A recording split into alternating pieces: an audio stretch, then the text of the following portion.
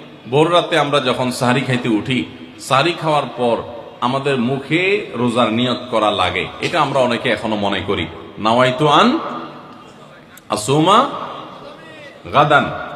এরপরে কি? মিন শাহরি রমাদান। দেখছেন সবার কড়া কড়া মুখস্থ, মাশাআল্লাহ। হ্যাঁ, মাসনুন দোয়ার কথা যদি জিজ্ঞাসা করি তাহলে অনেকেই বলতে পারবেন না, কিন্তু যে দোয়ার কোনো ভিত্তি কোরআন হাদিসে কোথাও নাই, ওইটা সবার মুখস্থ। নকলটা সবার মুখস্থ, আসলটার খবর নাই। রমজান মাসে বা রমজানের বাইরে কোনো সময় রোজার নিয়ত মুখে উচ্চারণ করা, এই যে নাওয়াইতু আন আসুমা গাদান মিন শাহরি রমাদান, আরো কি কি আছে, এরকম কোন দোয়া পড়ার কথা কোরআন কিংবা হাদিসে কোনো নির্দেশ আমাদেরকে দেওয়া হয় নাই। আপনি সাহারি খাইতে উঠছেন কি জন্য? রোজা রাখার জন্য। রমজান রোজা রাখার উদ্দেশ্যে সাহারি খাইতে উঠছেন, বাস এটাই নিয়ত। নিয়ত মানে মনের উদ্দেশ্য। নিয়ত মানে কি? মনের উদ্দেশ্য। অতএব সে উদ্দেশ্য আছে, তাতে নিয়ত হয়ে গেছে।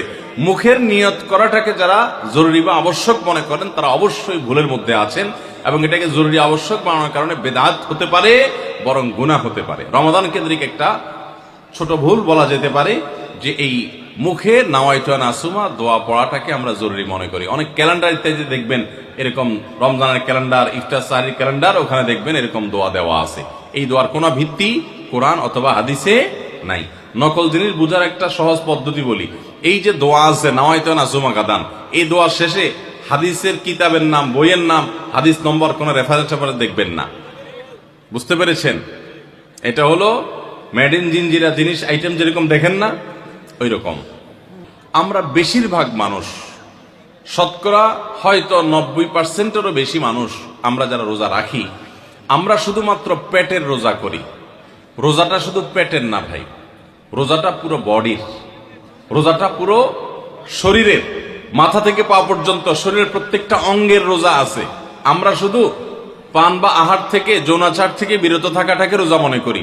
আপনি চোখ দিয়ে মোবাইলে হারাম জিনিস দেখলেন, যেই মেয়েকে দেখা আপনার জন্য অ্যালাউড না, আপনি তার ছবি দেখলেন, ভিডিও দেখলেন, সেটা নাটকের নামে, সিনেমার নামে, কোনো ভিডিওতে, কোনো শর্ট ভিডিওতে, টিকটকে, কোনো জায়গায় আপনি দেখলেন, আপনি অনলাইনে অফলাইনে দেখলেন, তাহলে আপনার চোখের রোজা নষ্ট হলো।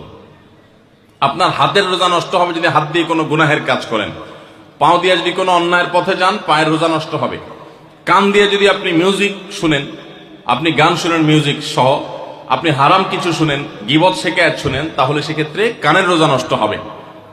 ঠিক একইভাবে আপনি মুখ দিয়ে খারাপ কোনো কথা বললেন, কটু কোনো কথা বললেন, গালিগালাজ করলেন, কারোর সাথে ঝগড়াঝাটি করলেন, তাহলে আপনার মুখের রোজা নষ্ট হবে। পুরো শরীরের প্রত্যেকটা অঙ্গ